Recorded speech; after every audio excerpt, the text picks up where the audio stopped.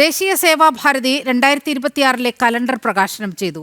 സേവാഭാരതി സംസ്ഥാന കാര്യാലയമായ തൃശൂർ പരമേശ്വരീയത്തിൽ നടന്ന ചടങ്ങിൽ Kalyan silks MD TS Pattabhiraman Seva calendar 2026 പ്രകാശനം നിർവഹിച്ചു. ചടങ്ങിൽ സേവാഭാരതി സംസ്ഥാന വൈസ് പ്രസിഡന്റ് PK ഉണ്ണികൃഷ്ണൻ അധ്യക്ഷത വഹിച്ചു. സേവാഭാരതി സംസ്ഥാന സെക്രട്ടറി K സുരേഷ് കുമാർ, സേവാഭാരതി തൃശൂർ ജില്ലാ അധ്യക്ഷൻ PN ഉണ്ണിരാജൻ, സേവാഭാരതി തിരുവനന്തപുരം ജില്ലാ ട്രഷറർ KC ലതാദേവി തുടങ്ങിയവർ പങ്കെടുത്തു.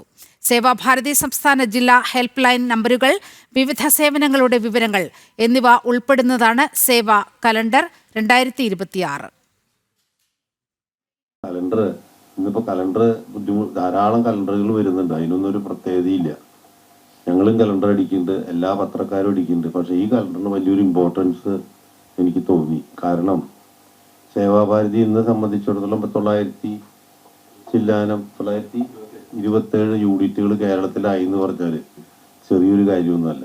മാത്രമല്ല അതൊന്നും വെറുതെ ആരെങ്കിലും തൃപ്തിപ്പെടുത്താൻ വേണ്ടി വയ്ക്കുന്ന ഒരു ബോർഡല്ല എന്നുള്ളത് സംഘവുമായി ബന്ധപ്പെട്ട എല്ലാവർക്കും അറിയാവുന്ന ഒരു കാര്യം കൂടിയാണ്. അത് ഇന്നിപ്പോൾ ഞാൻ ബിസിനസ്സിലായതുകൊണ്ട് എനിക്ക് ധാരാളം സംഘടനകളിൽ ലീഡർഷിപ്പും മെമ്പറൊക്കെയാണ് ഞാൻ. അതിൽ പ്രത്യേകിച്ചും തൃശ്ശൂരായതുകൊണ്ട് എല്ലാ ജാതി കൂടുതൽ എല്ലാവരും ഉള്ളത് ഇതാണല്ലോ. അപ്പോൾ രാഷ്ട്രീയത്തിനും ജാതിമതത്തിനും അതീതമായി തന്നെ ഇന്ന് സേവാഭാരതിനെ അറിയുന്നവർ അംഗീകരിക്കുന്നുണ്ട്.